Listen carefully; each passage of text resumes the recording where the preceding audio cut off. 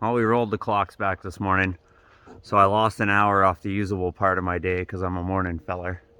And as you can see, my leaves have gotten way ahead of me, and I can't keep up. And what happened was I went to fire up the old mower, and she didn't want to go. And this is the part where I got to make a confession. I have been neglecting this mower for way too long. And what's happened is, I was talking to Tin Man about it ways back. It was getting hard to start, and he tells me I need to adjust the valves. And you know, this is one of those things where, I'm gonna flip you guys around. This is one of those things where a guy really could do better, and he should. And the thing is, you know, my confession is I haven't maintained this machine. And part of the reason why I haven't maintained it is because I don't particularly like this mower. In fact, I hate it. And that's probably why I don't maintain it, because it's like a form of self-sabotage where I just, you know, I want it to die, but it won't die. But now it won't run. And I also don't want to buy a new one. So here we are. So I gave her a hose down with the pressure washer so that it's not so bad. And I'm going to let it dry. But this is probably the last nice day we get. We're in November now. Usually there's snow on the ground by now. It's pretty common to have snow on the ground by Halloween around here. But I'm going to let it dry in the sun, and then this afternoon I'm going to adjust the valves on it. But when I pressure washed the many years of debris off it, and I mean many years of debris off it, I came across the old oil filter. This is bad.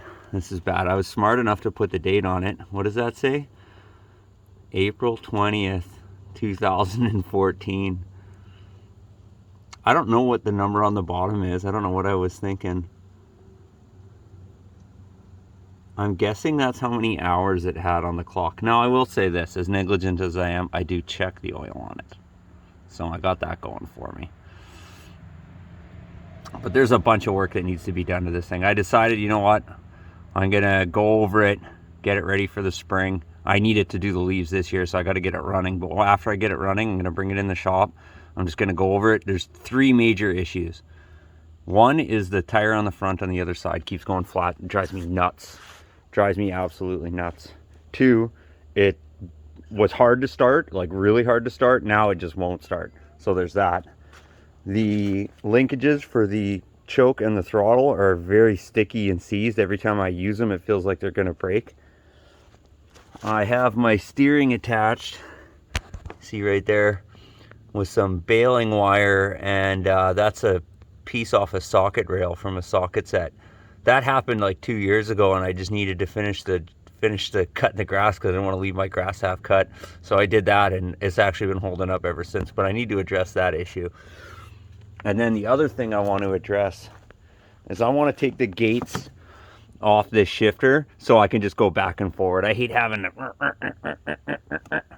So that's what I'm going to do.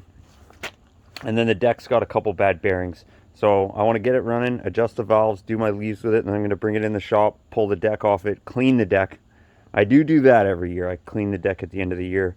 And then usually what I do is I sharpen my blades on my second or third cut, because the winter, you got to learn which rocks you can go over and which ones you can't. And it seems the only way to do that is to drive over them and see if they hit. Because some years, you know, it's funny, those rocks go up and down. Some years you hit them, some years you don't. Depends what kind of frost we get. So that's my list for the day. So if you're like me and you you know, have that machine you're neglecting, maybe it's time to give her a look. If you're one of those guys where all your stuff is top notch, power to you. I don't know how you do it.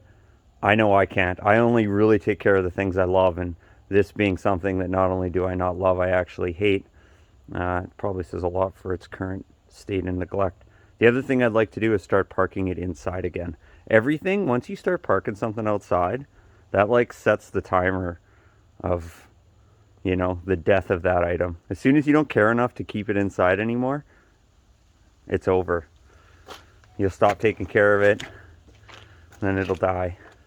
But I don't really want to replace this mower next year, because it's one of those things where I need a riding mower, but I don't need a nice one. A zero turn would be nice, but I don't want to spend $3,000 on a zero turn. I'd rather get so many other things. So we're going to give her a going over. We're going to give her a going over. The old Husqvarna residential unit.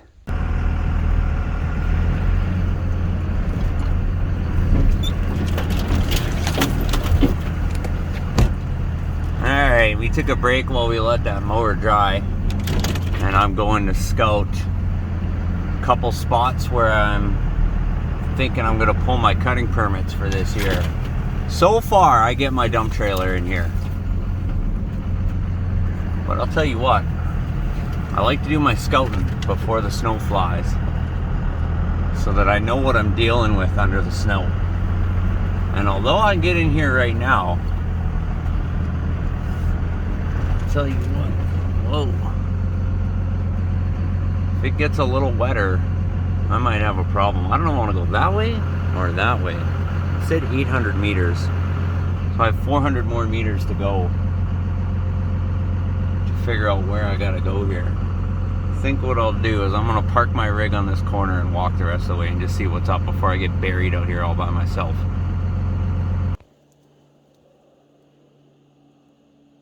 So we got about this far, and within 100 feet of where I parked the truck, there's already impassable for the truck, never mind the trailer.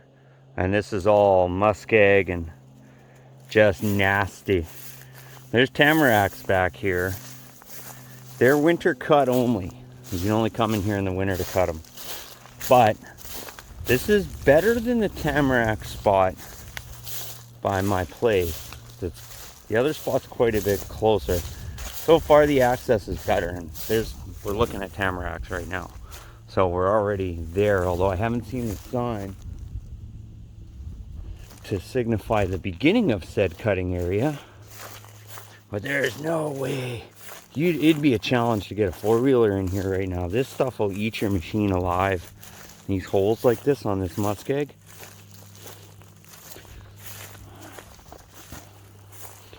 Gotta watch I don't get popped by someone trying to catch a Bambi out here. Them city folks, they'll set up their stands in the middle of a cutting area and not really think about it. Well, I'm all the way here. I really might as well take the time and put in the effort to get to where I need to go here. Let's see what's up. I should have brought my rubber boots.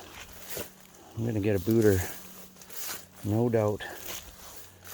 No doubt. What I should have done was brought my four-wheeler. Although I really wasn't expecting this level of difficulty to get in here. Now, mind you, had a guy taking the time to download Google Earth and have a look on the satellite photos of what we were dealing with here, I would have known right away. I know what muskeg looks like from the sky. I learned that lesson. Alright, well, I'm already getting wet feet. So if we want to cut tamarack in here, we need a four-wheeler. And it's quite a mission to drag all the wood out. This is going to be a four-wheeler in a toboggan cutting area, or in winter conditions, a snowmobile in a toboggan cutting area. Which they did indicate there's no truck access here on the map, so is what it is. So we'll file this in the memory banks of places I could cut wood. Actually, you know what? I'm here. I might go back to my truck, put my rubber boots on, which I should have done right at the beginning.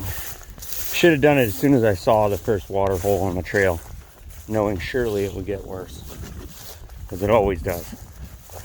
It's always the best right by where everybody launches, and just gets worse the deeper into the bush you go. And we're going to do that. I'm going to go back to the truck, get my rubber boots, and then try again. I parked in a way that a guy could get by with a truck, thinking, oh, maybe there's somebody in here with a truck. There's nobody in here with a truck. If you're in here with a truck, you're a savage. My hat's off to you, sir. You must be rocking 40s and lockers, because that's the only way you're getting in out of here. Something wide came down this trail, but I think it was a side-by-side. Anyway, I'm going to walk till I see the sign. That's what I'm going to do. I already made the effort to come here, so I might as well really have a look at it. I'm starting to... It's looking like this is not a place I'm going to pull a permit to cut, but I might as well take the time and fully investigate it, so I know for next year what we got here. Well, this tamarack area is a bust. It's miles in the bush, and I don't have a snow machine, so getting it out of there is just going to be a nightmare. And it's not like I gotta pull it in a toboggan a mile or two. It's like a mile or 7. I'm walking down a trail beside some railway tracks. I figured this cutting area backs onto this railway track. I thought, well, maybe I can get at it from the back. But I could have driven my truck all the way down here, but I didn't want to, because I didn't know if there would be a place to turn around. I knew it was a couple miles. And this guy's got an electric fence. He's got pasture right along the side here, so I didn't know if there's going to be anywhere to turn around. I didn't want to have to back up miles, and I'm not so lazy that I didn't mind putting in the walk. And there's a train coming, choo choo.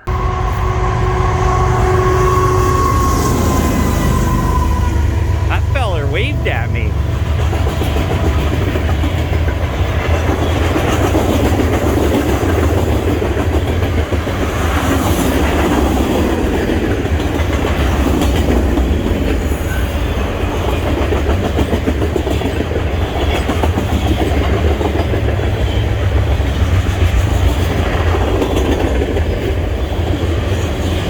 I took the time to add up the weight on some of these cars and then count them as they went by.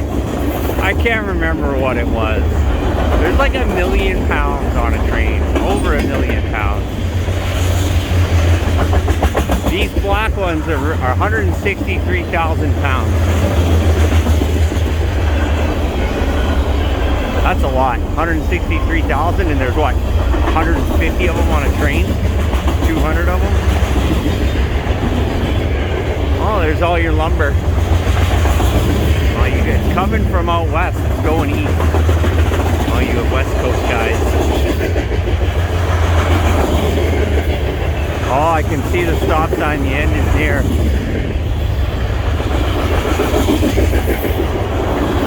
I fully expected a train to come by while I was walking down here.